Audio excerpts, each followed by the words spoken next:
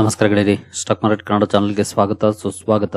ಗೆಳೆಯರಿ, ವಿಡಿಯೋದಲ್ಲಿ ಇವತ್ತು ಹಲವಾರು auto companies monthly sales volumes data release ಮಾಡಿದೆ. ಅದರ ಬಗ್ಗೆ ತಿಳ್ಕೊಳ್ಳೋಣ. ಜೊತೆಗೆ GST ಗೆ ಸಂಬಂಧಪಟ್ಟಂತೆ ಅಪ್ಡೇಟ್ಗಳು ಬಂದಿದ್ದಾವೆ. ನಂತರ ಚೈನಾದಿಂದ ಹಲವು ಸುದ್ದಿಗಳು ಬಂದಿದ್ದಾವೆ. ಎಲ್ಲದರ ಬಗ್ಗೆ ತಿಳ್ಕೊಳ್ಳುವಂತ ಪ್ರಯತ್ನವನ್ನ ಮಾಡೋಣ. ಆಸ್ ಯೂಶುವಲ್ ಮುಂದುವರಿಯ ಮುಂಚೆ ಡಿಸ್ಕ್ಲೇಮರ್ ಕೊಡ್ಲಿಕ್ಕೆ ಇಷ್ಟಪಡ್ತೀನಿ. ಇಲ್ಲಿ ಕವರ್ ಮಾಡ್ತಿರುವಂತ ಯಾವುದೇ ಸ್ಟಾಕ್ ಅನ್ನು ಕೂಡ ರೆಕಮೆಂಡ್ ಮಾಡ್ತಿಲ್ಲ. ನೀವು ಫರ್ದರ್ ಸ್ಟಡಿ ಮೆಡಿಟೇಷನ್ ತಗೊಳ್ಬಹುದು. ಆಸ್ ಎಜುಕೇಶನಲ್ ಪರ್ಪಸ್ ನಾನು ವಿಡಿಯೋ ಮುಂದೆ ತರ್ತಾ ಇದ್ದೀನಿ. ಈಗಾಗಲೇ ಹಿಂದಿನ ವಿಡಿಯೋಗಳಲ್ಲಿ ಹೇಳಿರೋ ಹಾಗೆ ನಮ್ಮ ಇನ್ಸ್ಟಾಗ್ರಾಮ್ ಚಾನಲ್ ಹಾಗೂ ವಾಟ್ಸ್ಆಪ್ ಚಾನಲ್ ಅನ್ನ ಫಾಲೋ ಮಾಡಿ. ಇದರ ಲಿಂಕ್ ನಿಮಗೆ ಕಮ್ಯುನಿಟಿ ಟ್ಯಾಬ್ ಅಲ್ಲೂ ಕೂಡ ಸಿಗುತ್ತೆ ಹಾಗೂ ಚಾನಲ್ ನ ಡಿಸ್ಕ್ರಿಪ್ಷನ್ ಅಲ್ಲೂ ಕೂಡ ಸಿಗುತ್ತೆ. ಯೂಟ್ಯೂಬ್ ಅಲ್ಲಿ ಕೆಲವೊಂದು ಸಮಸ್ಯೆಗಳಾಗ್ತಾ ಇದೆ, ಹಾಗಾಗಿ ಸಾಧ್ಯವಾದಷ್ಟು ಈ ಎರಡು ಪ್ಲಾಟ್ಫಾರ್ಮ್ ಗಳನ್ನ ಫಾಲೋ ಮಾಡಿ. ಏನಾದರೂ ಅಪ್ಡೇಟ್ಸ್ ಇದ್ರೆ ಅದರ ಮೂಲಕ ಕೊಡ್ತೇವೆ. ಜೊತೆಗೆ ಸೆಬಿ ನಂಬರ್ ಗೆ ಸಂಬಂಧಪಟ್ಟಂತೆ ಕೂಡ ಪ್ರಯತ್ನಗಳು ನಡೀತಾ ಇದೆ. ಅದ್ರ ಬಗ್ಗೆ ಕೂಡ ಈಗಾಗಲೇ ಹೇಳಿದ್ದೀನಿ. ಅದಕ್ಕೆ ಸಂಬಂಧಪಟ್ಟಂತೆ ಕೂಡ ಒಬ್ರು ಹೆಲ್ಪ್ ಮಾಡ್ತಿದ್ದಾರೆ. ನೋಡೋಣ ಎಷ್ಟು ಬೇಗ ಆಗುತ್ತೋ ಅಷ್ಟು ಬೇಗ ಕಂಪ್ಲೈನ್ಸ್ ಫಾಲೋ ಮಾಡ್ತೀವಿ. ಅಲ್ಲಿವರೆಗೂ ನಾವು ಕೇರ್ಫುಲ್ ಆಗಿ ಮೂವ್ ಆಗಬೇಕಾಗಿದೆ. ಹಾಗಾಗಿ ಎರಡು ಪ್ಲಾಟ್ಫಾರ್ಮ್ ಅಲ್ಲಿ ನಮ್ಮನ್ನ ಫಾಲೋ ಮಾಡಿ. ಇನ್ಸ್ಟಾಗ್ರಾಮ್ ಹಾಗೂ ವಾಟ್ಸ್ಆಪ್ ಚಾನಲ್ ಏನಾದರೂ ಅನೌನ್ಸ್ಮೆಂಟ್ ಗಳಿದ್ರೆ ಅದರಲ್ಲಿ ನಿಮಗೆ ತಿಳಿಸ್ತೀವಿ. ಇನ್ನು ಸುದ್ದಿಗಳ ಕಡೆ ಬರೋದಾದ್ರೆ GST ಕಲೆಕ್ಷನ್ ಗೆ ಸಂಬಂಧಪಟ್ಟಂತೆ ಡೇಟಾ ರಿಲೀಸ್ ಆಗಿದೆ. ಆಗಸ್ಟ್ ಮಂತ್ ನ GST ಕಲೆಕ್ಷನ್ ನೋಡಬಹುದು. GST growth close to ₹1.86 lakh crore in August. 1.86 ಲಕ್ಷ ಕೋಟಿ ಕಲೆಕ್ಟ್ ಆಗಿದೆ. ಇಂದಿನ ತಿಂಗಳಿಗೆ ಹೋಲಿಸಿದ್ರೆ ಕಡಿಮೆ ಆಗಿದೆ. ನೋಡಬಹುದು 1.96 lakh crore ಇತ್ತು ಜುಲೈಯಲ್ಲಿ, ಈಗ 1.86 lakh crore ನೋಡಲಿಕ್ಕೆ ಸಿಕ್ಕಿದೆ. ಅಂದ್ರೆ 10,000 ಕೋಟಿ ಕಡಿಮೆ ಆಗಿದೆ GST ಕಲೆಕ್ಷನ್.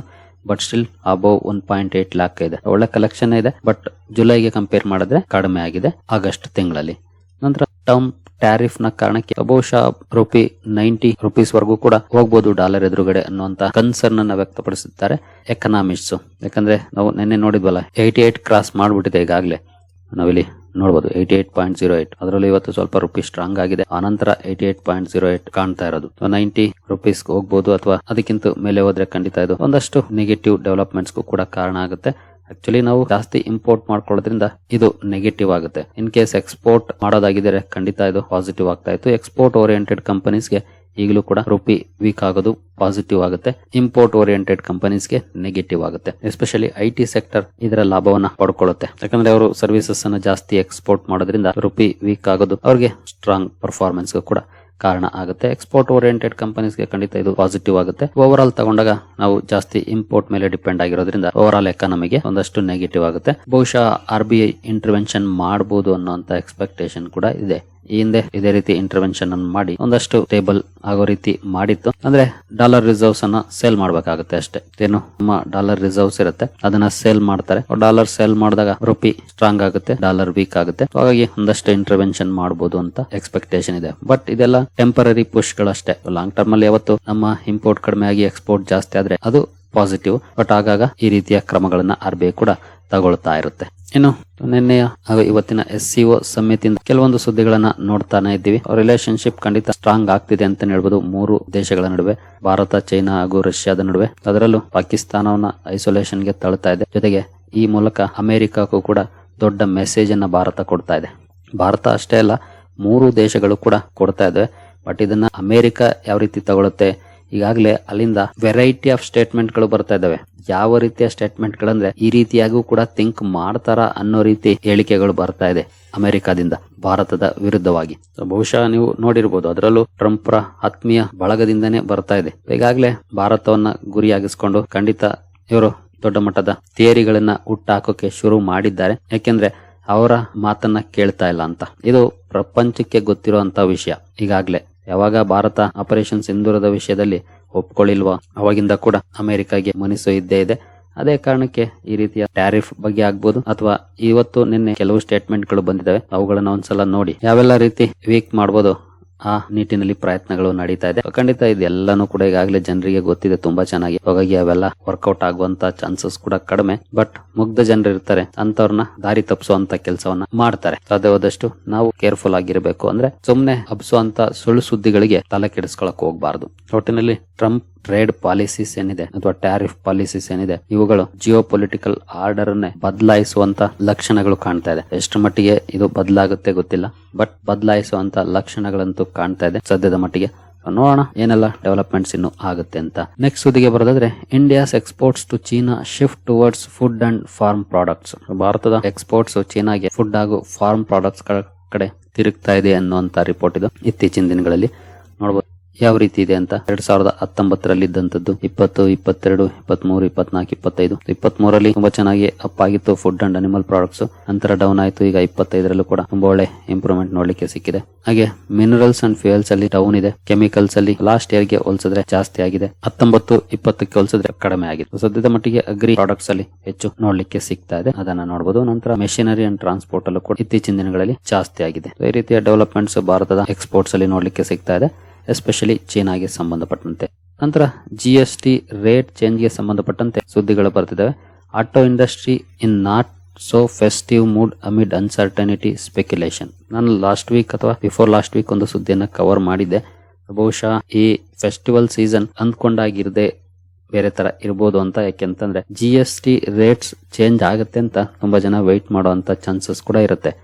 ಯಾವಾಗ ಚೇಂಜ್ ಆಗುತ್ತೆ ಅಂತ, ಯಾಕಂದ್ರೆ 10% ಉಳಿಯುತ್ತೆ ಅಂದ್ರೆ 28% ಇರೋದು 18% ಇಳಿಯುತ್ತೆ ಅಂದ್ರೆ ಬಿಗ್ ಬದಲಾವಣೆಗಳಾಗುತ್ತೆ. ಹಾಗಾಗಿ ತುಂಬಾ ಜನ ಪರ್ಚೇಸ್ ಮಾಡೋದನ್ನ ಡಿಲೇ ಮಾಡಬಹುದು ಒನ್ಸ್ ಅಫಿಷಿಯಲ್ ಅನೌನ್ಸ್ಮೆಂಟ್ ಬರೋವರೆಗೂ ಅನ್ನೋಂತ ಎಕ್ಸ್ಪೆಕ್ಟೇಷನ್ ಇದೆ. ಅದೇ ರೀತಿ ಈ ಆರ್ಟಿಕಲ್ ಕೂಡ ಹೇಳ್ತಾ ಇದೆ ಯಾವಾಗ ಬರುತ್ತೆ ಅನ್ನೋಂತ ಅನ್ಸರ್ಟನಿಟಿ ಇದೆ. ಹಾಗೆ ಸ್ಪೆಕ್ಯುಲೇಷನ್ ಕೂಡ ಇದೆ 22ಕ್ಕೆ ಬರಬಹುದು ಅಂತ, ಅಂದ್ರೆ ಸೆಪ್ಟೆಂಬರ್ 22ಕ್ಕೆ ಅನೌನ್ಸ್ಮೆಂಟ್ ಆಗ್ಬೋದು ಅಂತ. ಬಟ್ ಇವೆಲ್ಲ ಕೂಡ ಸ್ಪೆಕ್ಯುಲೇಷನ್ ಅಷ್ಟೇ, ಇನ್ನೂ ಗೊತ್ತಿಲ್ಲ. ಬಹುಶಃ 3-4ನೇ ತಾರೀಕು ನಡೆಯುವಂತ GST ಕೌನ್ಸಿಲ್ ಮೀಟಿಂಗ್ ಅಲ್ಲಿ ಒಂದಷ್ಟು ಔಟ್ಕಮ್ ಬರ್ಬೋದು, ಆಗ ಇನ್ನೊಂದಷ್ಟು ಕ್ಲಾರಿಟಿ ಕೂಡ ಸಿಗಬಹುದು. ಹಾಗಾಗಿ ಈ ಎಲ್ಲ ಕಾರಣಕ್ಕೆ ಬಹುಶಃ ಈ ವರ್ಷದ ಫೆಸ್ಟಿವ್ ಸೀಸನ್ ಹಿಂದಿನ ವರ್ಷಗಳ ತರ ಇರೋದು ಡೌಟ್ ಆಗುತ್ತೆ. ಬಟ್ ಏನಾದ್ರೂ ಈ ಅನೌನ್ಸ್ಮೆಂಟ್ ಬಂದ್ರೆ ಖಂಡಿತ ಅದು ಸಾಲಿಡ್ ಇರುತ್ತೆ. GST ರ್ಯಾಷನಲೈಸೇಷನ್ ಗೆ ಸಂಬಂಧಪಟ್ಟಂತೆ ಅನೌನ್ಸ್ಮೆಂಟ್ ಬಂದು ಬೇಗ ಹೊಸ ರೇಟ್ಸ್ ಜಾರಿಗೆ ಬಂದ್ರೆ ಖಂಡಿತ ಅದು ತುಂಬಾ ಒಳ್ಳೆ ಪರ್ಫಾರ್ಮೆನ್ಸ್ಗೂ ಕೂಡ ಕಾರಣ ಆಗುತ್ತೆ. ಆದಷ್ಟು ಬೇಗ ಬಂದಷ್ಟು ಇಂಡಸ್ಟ್ರೀಸ್ಗೆ ತುಂಬಾ ಒಳ್ಳೇದಾಗುತ್ತೆ. ನಂತರ US ಮೀಡಿಯಾ ಕನ್ಸರ್ನ್ ಅನ್ನು ವ್ಯಕ್ತಪಡಿಸ್ತಾ ಇದೆ. ಮೋದಿ ಸಿ ಪುಟಿನ್ ಅವರ ಭೇಟಿಗೆ ಸಂಬಂಧಪಟ್ಟಂತೆ ಆಗ್ಲೇಬೇಕು ಕನ್ಸರ್ನಿಂಗ್ ಅವರಿಗೆ. ಇದಕ್ಕೆಲ್ಲ ಕಾರಣ ಅವರೇ ಅಲ್ವಾ. ಹಾಗಾಗಿ ಕನ್ಸರ್ನ್ ಆಗ್ತಿದೆ. ನೋಡೋಣ ಎಷ್ಟರ ಮಟ್ಟಿಗೆ ಈ ಮೂರು ದೇಶಗಳು ಅಮೆರಿಕವನ್ನ ಸೈಡ್ ಲೈನ್ ಮಾಡ್ತವೆ ಅಂತ. ಇವತ್ತು IT ಮಿನಿಸ್ಟರ್ ಅಶ್ವಿನಿ ವೈಷ್ಣವ್ ಅವರು ಗೇಮಿಂಗ್ ಇಂಡಸ್ಟ್ರಿ ಅಫಿಷಿಯಲ್ಸ್ ಜೊತೆ ಮಾತುಕತೆಗಳನ್ನ ಆಡ್ತಾರೆ ಅನ್ನುವಂತ ಸುದ್ದಿಗಳು ಬಂದಿತ್ತು. ಇತ್ತೀಚಿನ ಹೊಸ ಬಿಲ್ ಏನಿತ್ತು ಮನಿ ಗೇಮಿಂಗ್ ಅನ್ನ ಬ್ಯಾನ್ ಮಾಡೋದು, ಅದಕ್ಕೆ ಸಂಬಂಧಪಟ್ಟಂತೆ ಸ್ಟೇಕ್ ಹೋಲ್ಡರ್ಸ್ ಜೊತೆ ಮೀಟಿಂಗ್ ಅನ್ನ ಮಾಡಿದ್ದಾರೆ. ಅದರ ಔಟ್ಕಮ್ ಇನ್ನೂ ಬಂದಿಲ್ಲ, ನೋಡೋಣ ಏನಾದ್ರೂ ಲೇಟ್ ಆಗಿ ಬರುತ್ತಾ ಅಂತ. ನಂತರ TVS ಮೋಟಾರ್ಸ್ ಹಾಗೂ ಹಲವು ಆಟೋ ಕಂಪನೀಸ್ ಕೂಡ ಇವತ್ತು ಫೋಕಸ್ ಅಲ್ಲಿದ್ದು. ಎಸ್ಪೆಷಲಿ TVS ಮೋಟಾರ್ಸ್ ಗೆ ಸಂಬಂಧಪಟ್ಟಂತೆ ಒಂದು ಸುದ್ದಿ ಬಂದಿದೆ ನೋಡಬಹುದು. TVS motor stay ahead in EV two wheeler race. EV two wheeler sales ಗೆ ಸಂಬಂಧಪಟ್ಟಂತ ಡೇಟಾ ಇದು. TVS ಮೋಟಾರ್ಸ್ ಟಾಪ್ ಅಲ್ಲಿ ಇದೆ. ನಂತರ ಓಲಾ ಎಲೆಕ್ಟ್ರಿಕ್, ಬಜಾಜ್, ಏತರ್ ನೋಡ್ಲಿಕ್ಕೆ ಕಾಣ್ತಾ ಇದೆ. ಜೊತೆಗೆ ಓಲಾ ಎಲೆಕ್ಟ್ರಿಕ್ ಮತ್ತೆ ಬಜಾಜ್ ಅನ್ನ ಕೆಳಗಡೆ ತಳ್ಳಿ ಮೇಲ್ಗಡೆ ಪೊಸಿಷನ್ ಅನ್ನ ಪಡ್ಕೊಂಡಿದೆ ಆಗಸ್ಟ್ ಮಂತ್ ಅಲ್ಲಿ EV ಸೇಲ್ಸ್ ನ ಮೂಲಕ. ಏನು ಆಟೋ ಸೇಲ್ಸ್ ಕಡೆ ನಾವು ಗಮನ ಹರಿಸೋದಾದ್ರೆ ರಾಯಲ್ ಎನ್ಫೀಲ್ಡ್ ಸೇಲ್ಸ್ ಅಲ್ಲಿ ನೋಡಬಹುದು 55% ಜಂಪ್ ಕಂಡು ಬಂದಿದೆ. ಎಸ್ಪೆಷಲಿ ಟೋಟಲ್ ಸೇಲ್ಸ್ ಅಲ್ಲಿ ಈ ತಿಂಗಳಲ್ಲಿ ಒಳ್ಳೆ ಗ್ರೋತ್ ನೋಡ್ಲಿಕ್ಕೆ ಸಿಕ್ಕಿದೆ ಅಂತ ಹೇಳ್ಬೋದು. ಐಶರ್ ಮೋಟಾರ್ಸ್ ನ ರಾಯಲ್ ಎನ್ಫೀಲ್ಡ್ ಬೈಕ್ ಸೇಲ್ಸ್ ಅಲ್ಲಿ. ಏನು TVS motors sales 30% year on year increase ಆಗಿದೆ. ನಂತರ ಮಹೀಂದ್ರಾ ಅಂಡ್ ಮಹೀಂದ್ರಾದಲ್ಲಿ 1% ಡೌನ್ ಇದೆ year on year. Tata motors ಅಲ್ಲಿ ಹೋಲ್ ಸೇಲ್ಸ್ 2% ಅಪ್ ಆಗಿದೆ ಆಗಸ್ಟ್ ತಿಂಗಳಲ್ಲಿ. ಇನ್ನು ಮಾರುತಿ ಸುಜುಕಿ ಎಕ್ಸ್ಪೋರ್ಟ್ಸ್ ಅನ್ನ ಸ್ಟಾರ್ಟ್ ಮಾಡಿದೆ EV ಟಾರಾ ಬ್ಯಾಟರಿ ಎಲೆಕ್ಟ್ರಿಕ್ ವೆಹಿಕಲ್ ಅನ್ನ. ಹಾಗೆ ಮಾರುತಿ ಸುಜುಕಿಯ ಟೋಟಲ್ ಪ್ರೊಡಕ್ಷನ್ 6.3% ಡೌನ್ ಇದೆ ಹಿಂದಿನ ವರ್ಷಕ್ಕೆ ಹೋಲಿಸಿದ್ರೆ. ಎಕ್ಸ್ಪೋರ್ಟ್ಸ್ 40% ಅಪ್ ಆಗಿರೋ ಬಗ್ಗೆ ಅಪ್ಡೇಟ್ ಗಳನ್ನ ಕೊಟ್ಟಿದೆ. ನಂತರ Tata Motors commercial and passenger vehicle sales estimates ಅನ್ನ ಬೀಟ್ ಮಾಡಿರೋ ಬಗ್ಗೆ ಅಪ್ಡೇಟ್ ಅನ್ನು ನೋಡ್ತಾ ಇದ್ದೀವಿ. ಇನ್ನು ಅತುಲ್ ಆಟೋ ನೋಡಬಹುದು ಸೇಲ್ಸ್ 6.8% ಅಪ್ ಆಗಿದೆ. SML ಐಸುಜು 15% ಡೌನ್ ಇದೆ. Ashok Leyland commercial vehicle sales 5% up ಆಗಿದೆ. ಎಸ್ಕಾರ್ಟ್ಸ್ ಕುಬೋಟಾದ ಟ್ರಾಕ್ಟರ್ ಸೇಲ್ಸ್ 27% ಅಪ್ ಆಗಿದೆ ನೋಡಬಹುದು. ಇನ್ನು Bajaj auto domestic two wheeler sales 12% down ಇದೆ. ಈ ರೀತಿಯ ಡೇಟಾನ ಆಟೋ ಕಂಪನೀಸ್ ಇವತ್ತು ರಿಲೀಸ್ ಮಾಡಿದಾವೆ. ಹಲವು ಒಳ್ಳೆ ಪರ್ಫಾರ್ಮೆನ್ಸ್ ಇದೆ, ಹಲವು ಡೌನ್ ಇದೆ. ಈ ರೀತಿಯ ಮಿಕ್ಸ್ಡ್ ಪರ್ಫಾರ್ಮೆನ್ಸ್ ನೋಡ್ಲಿಕ್ಕೆ ಸಿಕ್ಕಿದೆ ಸೇಲ್ಸ್ ಅಲ್ಲಿ. ನೋಡೋಣ GST ರ್ಯಾಷನಲೈಸೇಷನ್ ಸಂಬಂಧಪಟ್ಟಂತ ಔಟ್ಕಮ್ ಬೇಗ ಬಂದಷ್ಟು ಅಲ್ಲಿ ಚೆನ್ನಾಗಿ ಇಂಪ್ರೂವ್ ಆಗುವಂತ ಚಾನ್ಸಸ್ ಇರುತ್ತೆ. ಲೇಟ್ ಆದ್ರೆ ಬಹುಶಃ ನೆಕ್ಸ್ಟ್ ನಂಬರ್ಸ್ ಇನ್ನು ಡೌನ್ ಆಗ್ಬೋದೇನೋ ಅಂತಹ ಸಾಧ್ಯತೆಗಳು ಕೂಡ ಇರುತ್ತೆ. ಯಾಕಂದ್ರೆ ಜನ ವೆಯ್ಟ್ ಮಾಡಬಹುದು. ಹಣ ಉಳಿಯುತ್ತೆ ಅಂದ್ರೆ ಒಂದ್ ತಿಂಗಳು ವೆಯ್ಟ್ ಮಾಡೋದ್ರಲ್ಲೇನು ತಪ್ಪಿಲ್ವಲ್ಲ. ಹಾಗಾಗಿ ಸರಿ ಗೆಳೆಯರಿ, ಈ ಎಲ್ಲ ಅಪ್ಡೇಟ್ಸ್ ನಿಮಗೆ ಇಷ್ಟ ಆಗಿದೆ ಅನ್ಕೊಳ್ತೀನಿ. ಹಾಗೆ ಇನ್ಸ್ಟಾಗ್ರಾಮ್ ಹಾಗೂ WhatsApp channel link channel description ಅಲ್ಲಿ ಇದೆ. ಇಲ್ಲಿ ಮೋರ್ ಲಿಂಕ್ಸ್ ಕ್ಲಿಕ್ ಮಾಡಿದ್ರೆ ಕೆಳಗಡೆ ಸಿಗುತ್ತೆ, ಫಾಲೋ ಮಾಡಿ. ಜೊತೆಗೆ ಕಮ್ಯುನಿಟಿ ಟ್ಯಾಬ್ ಅಲ್ಲೂ ಕೂಡ ಹಾಕಿದ್ದೀವಿ, ಅಲ್ಲೂ ಕೂಡ ಸಿಗುತ್ತೆ ಲಿಂಕ್ಸ್. ಸರಿ ಗೆಳೆಯರಿ, ಈ ವಿಡಿಯೋ ನಿಮಗೆ ಇಷ್ಟ ಆಗಿದೆ ಅನ್ಕೊಳ್ತೀನಿ. ಮುಂದಿನ ವಿಡಿಯೋದಲ್ಲಿ ಸಿಗೋಣ. ಅಲ್ಲಿವರೆಗೂ ಜೈ ಹಿಂದ್, ಜೈ ಕರ್ನಾಟಕ.